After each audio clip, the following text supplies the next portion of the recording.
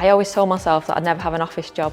So from professional football, overcoming a brain tumour, I thought I didn't have any skills that you'd need sort of in the corporate world, but actually there's so many similarities. There's teamwork, there's working under pressure, and all of those things that I thought I'd have to learn. I didn't, I already had them. I just want to be involved in things that make a difference and that I can look back on when I retire and be really proud of.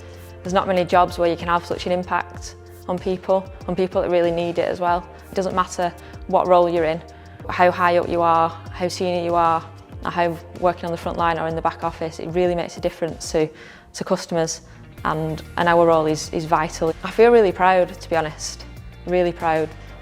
I guess I've kind of found my dream job.